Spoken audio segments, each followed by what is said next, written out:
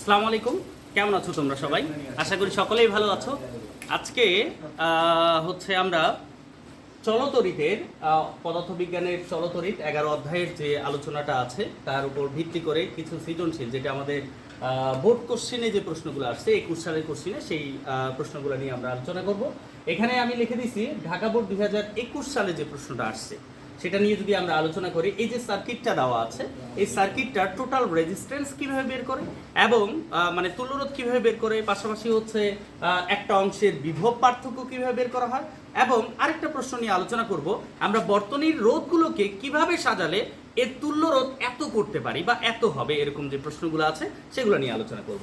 তো দেখো এখানে গ এবং ঘয়ের যে প্রশ্নটা আছে, দেখো বি ও সি বিন্দুর বিভব পার্থক্য নির্ণয় করো।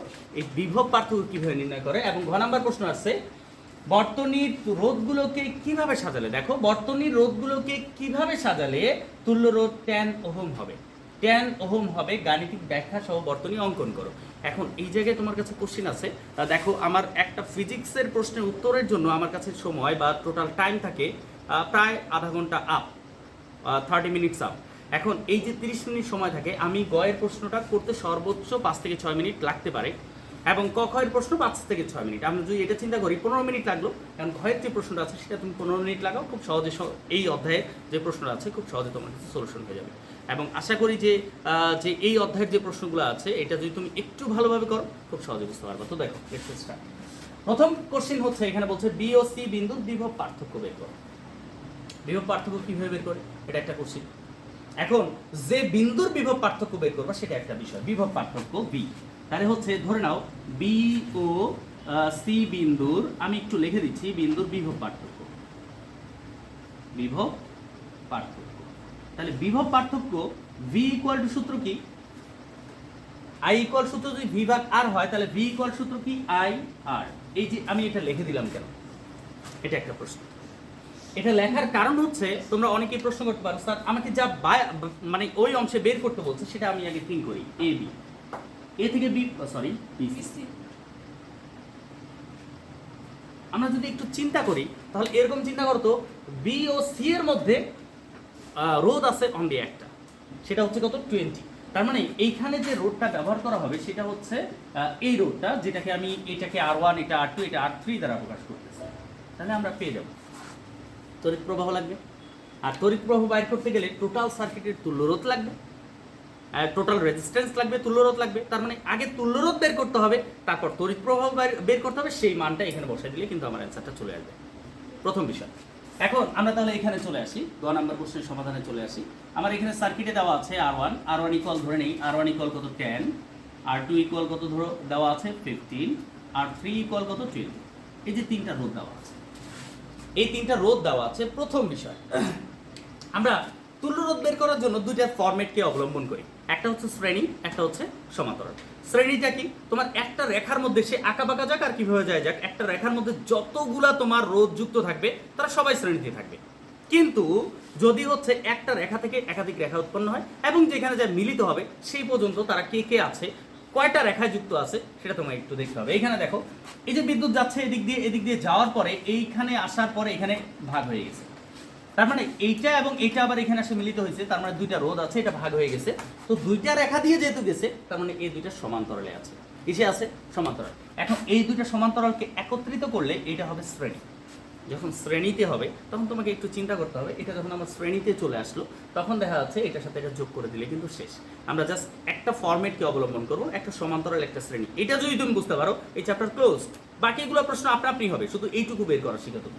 তাহলে দেখো R1, এখানে আমি সমান্তরাল চিহ্ন দিয়ে দিচ্ছি, R1 সমান্তরাল হচ্ছে R2 পাওয়ার।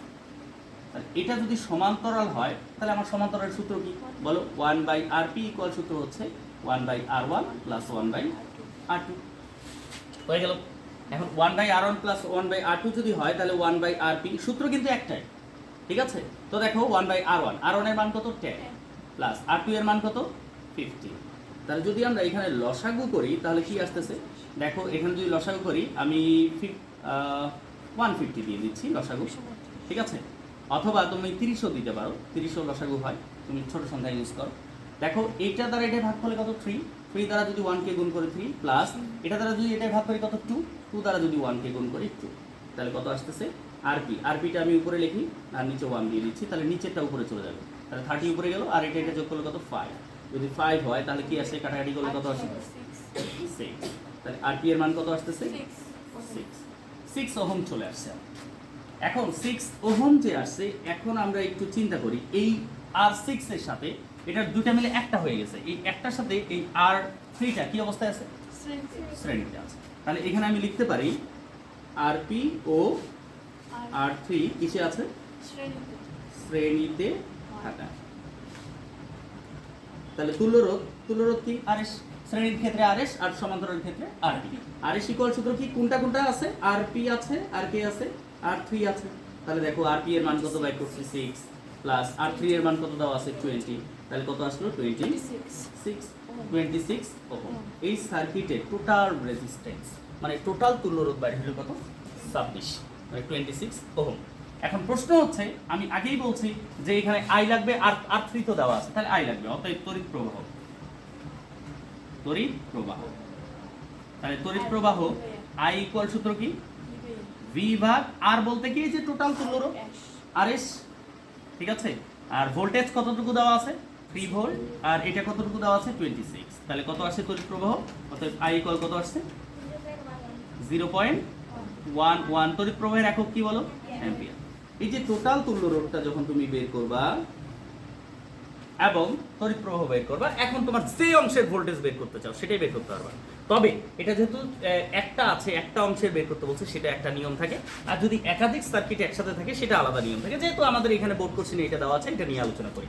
তো দেখো তড়িৎ প্রবাহ কত 0.11 আর R3 এর মান কত বলো, R3 এর মান কত 20, তাহলে কত আসলে এখানে গুণ করলে কত আসে 2.30। আচ্ছা বিভব পার্থক্যের একক কি ভোল্ট, ঠিক আছে, তাহলে বিসি আমরা বের করলাম। তো এই যে প্রশ্নটা আছে আমি তোমাদের সবসময় একটা কথা বলে থাকি যে একটা অংশ তুমি ঠিকমতো কভার করার চেষ্টা করো, সেটা হচ্ছে কি তুল্যরোধ। এই তুল্যরোধটা যদি বের করতে পারো তুমি ঠিকমতো যে কোনো প্রশ্নের সমাধান করতে পারবে। তো এখন যে কোশ্চেনটা আছে সেটা নিয়ে আমি আলোচনা করি। দেখো এটা গেল, আশা করি বুঝতে পারছো।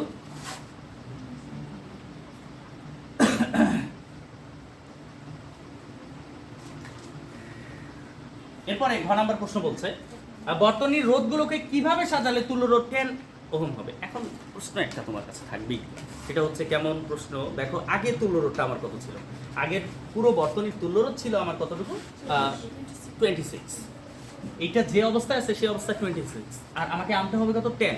একটু চিন্তা করো যে তুল্যরোধ কখন বাড়ে আর কখন কমে, এটা তোমাকে জানতে হবে, কখন কমে কখন বাড়ে মনে রাখবা, এটা তোমাকে স্পেশালি মনে রাখতে হবে, এই কারণে তোমাকে হিসাব নিকাশে একটু ফাস্ট হতে হবে। এখন এটার জন্য তোমাকে কাজ করতে হবে, আমি একটু বলি, যখন তুমি রোধগুলোকে সমান্তরালে নিয়ে আসবা, আবারও বলছি সমান্তরালে নিয়ে আসবা, তখন তোমার ওই সার্কিটের যে তুল্যরোধটা আসবে সেটা হচ্ছে তোমার কম আসবে, আর যখন শ্রেণীতে যুক্ত করা শুরু করবা তখন তো শুধু যোগ, তার মানে বেশি আসবে। একটা জিনিস তুমি এখানে চিন্তা করো, এখানে কত হয় হোক, এই দুইটাতে কত আসে আসুক, এটার সাথে যদি 20 যোগ করি কখনোই কি 10 হবে, কখনোই হবে না। আবার বাদ দাও, এইটা এই 10টাকে এখানে দিলাম, এই 20টাকে যদি এখানে দেই, তাহলে এইটার যতটুকু আসুক এটার সাথে যদি 10 যোগ করি একটু হলেও তো বেশি আসবে, তার মানে 10 কিন্তু আসবে না। তাহলে আমাকে কি করতে হবে, তিনটাকেই সমান্তরালে করতে হবে, অথবা এই দুইটার সাথে এটাকে কানেক্টেড করে দিতে হতে পারে। এখন কোনটা হবে এটা আমি কিন্তু শিওর না, এটা আমি তোমাকে হিসাব করে দেখাচ্ছি। আপাতত আমি একটার সাথে একটা যুক্ত করি। তো মনে করো যে এই 20টাকে আমি একটা সার্কিট আঁকতেছি, সেটা এরকম, আগে তুমি সার্কিটটা আঁকবা, তারপর হচ্ছে এটা কিভাবে সাজালে সেটা ব্যাখ্যা দিয়ে দিবা। তো সার্কিটটা আমি আঁকতেছি, দেখো এখানে 10 ওহম আছে, 10 ওহম থাক, এটা আমি চেঞ্জ করতেছি না আপাতত, ঠিক আছে, আর নিচে যে দুইটা আছে সেটাকে আমি একটু চেঞ্জ করে দিচ্ছি। দেখো এখানে আমি প্লাস দিয়ে দিলাম, এটা হচ্ছে কি আমার মাইনাস। তো এখানে আমার ছিল কত 15, এখানে ছিল কত 20। এখন দেখি আমাদের উত্তরটা ঠিক আসতেছে কিনা, আমি জাস্ট দেখাচ্ছি, আমি তোমাদের বুঝাচ্ছি যে কিভাবে সাজাইতে হবে। এটা তুমি এখানেও দিয়ে দেখতে পারো, এটা ক্যালকুলেশনও তোমায় ফাস্ট হতে হবে। প্রথমে আমরা একটা কাজ করবো, এটার সাথে আমি আগে যোগ করে নিই, যোগ করলে কেমন আসতেছে একটু চিন্তা করি। তো প্রথমে আমরা একটু ধরে নিই, এখানে R1 কত, R1 দেওয়া আছে 10, R2 কত 15, R3 কত, এটা আমার টোটাল সার্কিটের হচ্ছে রেজিস্ট্যান্সগুলো দেওয়া আছে। এখন তুমি একটু চিন্তা করো, সেটা ফার্স্ট চিন্তা করবা যে এটার সাথে এটা কিসে আছে R2 এবং R3, তাহলে এখানে আমি লিখতেছি R2 ও R3 কিসে আছে শ্রেণীতে থাকে। তাহলে শ্রেণীতে যেহেতু আছে, তাহলে শ্রেণীতে থাকলে আর এস ইকুয়াল সূত্র কি? আর এস ইকুয়াল সূত্র হচ্ছে R2 প্লাস হচ্ছে কত R3। এখানে যা লিখবা তাই এখানে দিবা। তো দেখো R2 এর মান কত 15, R3 এর মান কত 20, তাহলে কত আসতেছে 35 ওহম। এই এখন RS এর সাথে একটু দেখো, এই RS এর সাথে তোমার হচ্ছে R1 টা কি অবস্থায় আছে? তাহলে R1 সমান্তরাল হচ্ছে কি RS থাকে। যদি এরকম থাকে তাহলে সূত্র বসাও, 1/RP ইকুয়াল কত হচ্ছে? RP ইকুয়াল কত হচ্ছে বলো? 1 এখানে R1 প্লাস হচ্ছে 1/RS। যদি হয় তাহলে 1/RP ইকুয়াল কত আসতেছে? 1 কত? R1 এর মান কত 10, আর হচ্ছে R2 এর মান, আর S এর মান কত 35। যদি 35 হয় তাহলে এখানে বলো কত আসে? 1/RP ইকুয়াল কত আসতেছে? লসাগু কত? তাহলে 70 যদি লসাগু হয় তাহলে একটু চিন্তা করো তো কত আসে। এটা দ্বারা যদি এটা ভাগ করি কত আসে? 7 দ্বারা 1 কে গুণ করলে কত? 7 প্লাস এটা দ্বারা এটা ভাগ করলে কত? 2 দ্বারা যদি হচ্ছে 1 কে গুণ করি তাহলে কত আসে? 2। তাহলে দেখো এটা উল্টায় দাও, RP বাই কত 1 ইকুয়াল কত আসতেছে? 70 বাই কত? 70 বাই কত 9। তাহলে এখানে কাটাকাটি করলে কত? এখানে আসতেছে 7.78 এইটা আসতেছে। আমার কিন্তু এটা আনতে বলেনি, আমাকে কত আনতে বলছে 10, কারণ আমার ভুল আসছে অ্যান্সারটা। তাহলে আমি কি করতে হবে? আরেকবার চিন্তা করতে হবে। তাহলে একটা কাজ করি, আমি এইটার সাথে এই যে এখানে যে tan ছিল সেই tanটা আমি এখানে রাখি, এই tanটা এখানে আছে, এখানে থাক। এইবার হচ্ছে এই 20টা আমি এখানে যুক্ত না করে এখানে করি। তাহলে এখন দেখো কি আসতেছে। আবারও বলছি, অঙ্ক করার সময় তোমাকে ক্যাপাসিটি বাড়াইতে হবে, আমাকে না। তাহলে তোমাকে বাড়াইতে হবে, এটা আমি বোঝানোর জন্য আমি কিন্তু বারবার করতেছি, ঠিক আছে? একবারই করতে পারতাম হয়তো, সেটা না, তোমাকে বোঝানোর জন্য যে এটা তুমি 2-3বার ট্রাই করবা, ক্যালকুলেটরে চাপবা, তাহলে খুব দ্রুত আসবে। তাহলে দেখো এখানে এইবার R1 এবং হচ্ছে R3, এবার R1 এবং R3 শ্রেণীতে থাকায় তাহলে কত হচ্ছে? R1 প্লাস R3, এটা হচ্ছে 10, এটা কত আসলো? তাহলে 30 যদি আসে। তাহলে এবার আমরা চিন্তা করি, তাহলে এইবার হচ্ছে এই RS এর সাথে কোনটা সমান্তরাল? R2টা, এই যে R2 15 দিছি, তাহলে হচ্ছে R2 সমান্তরাল হচ্ছে কি RS। তাহলে এখানে যদি বসাই RP ইকুয়াল কি R2, তাহলে এখানে কত আসবে? এবার এটা আসছে কত? 30। আমি নিচে একটু মিশিয়ে দিচ্ছি, আবার ক্যালকুলেশনের তোমাদের সুবিধা হবে। তাহলে এখানে আবার কত আসতেছে দেখো, R2 এর মান কত? R2 এর মান কত? 50। তাহলে যদি আমরা লসাগু করি কি আসে? 1/RP ইকুয়াল কত আসতেছে? লসাগু কত? 30। তাহলে এটা দ্বারা এটা ভাগ করলে কত? 2 দ্বারা 1 কে গুণ করলে 2 প্লাস এটা দ্বারা এটা ভাগ করলে কত? 1 দ্বারা এটাকে গুণ করলে কত? 1। তাহলে এইখানে একটু চিন্তা করবা, RP বাই কত 1 ইকুয়াল 30 বাই কত? যদি 30/3 হয় তাহলে একটু চিন্তা করো, তাহলে অতএব RP ইকুয়াল কত আসতেছে? 10। আমার আসছে মনে হয়। তাহলে এখানে যে আমার প্রমাণটা সেটা কিন্তু আসছে। তাহলে আমার কথাতে কি লিখবো? লাস্ট প্রশ্নের উত্তরে আমরা কি লিখবো? দেখো আমাকে প্রশ্ন চাইছে বর্তনী রোধগুলোকে কিভাবে সাজালে। এই যে সার্কিটটা আঁকে দিছি, আমি কিভাবে সাজাচ্ছি যে বর্তনী রোধগুলোকে প্রথম R1 এর সাথে যদি আমি হচ্ছে এটা কি R3 শ্রেণীতে এবং R1 এবং R3 শ্রেণী এবং R2 কে যদি আমি কিসে রাখি? সমান্তরালে রাখি, তাহলে টোটাল যে সার্কিটের তুল্য রোধ আসবে বা পুরো বর্তনীর যে তুল্য রোধ আসবে সেটা আসবে কত? 10। আবার বলছি, R1 ও R3 কে শ্রেণীতে এবং R2 কে সমান্তরালে যদি সাজাই তাহলে বর্তনীর তুল্য রোধ আমার কত আসবে? 10 ওহম। এই যে সার্কিটটা সম্পর্কে আলোচনা, এটা তোমাকে প্র্যাকটিস করতে হবে। এটা আমি একবারে করব, আলাদা বিষয়, কিন্তু তোমাকে ট্রাই করতে হবে এটা কিভাবে হয়। করতে না বসলে কখন এটা সলিউশন হয়। একদিন 2 দিনে যদি হইতো তাহলে সবাই এটা কাজ করতো। এত 2 বছর থেকে তোমার এই বইটাকে সলিউশন করতে দিত না। তুমি স্পিড বাড়াও, তোমার হাতের লেখার স্পিড, এগুলো ক্যালকুলেটরে সমাধান করা যায়। তোমার স্পিড বাড়াও, তুমি নিজে ট্রাই করো, দেখো তুমি এমনি শিখতে পারবা। কারো মুখের বলি যদি তুমি ছোট স্তর মতো বলা শুরু করো, জীবনের লাইফে কোনোদিন পারফেক্ট হইতে পারবে না, মনে রাখবা। ঠিক আছে? ওকে, ভালো থাকো, সুস্থ থাকো, আল্লাহ হাফেজ।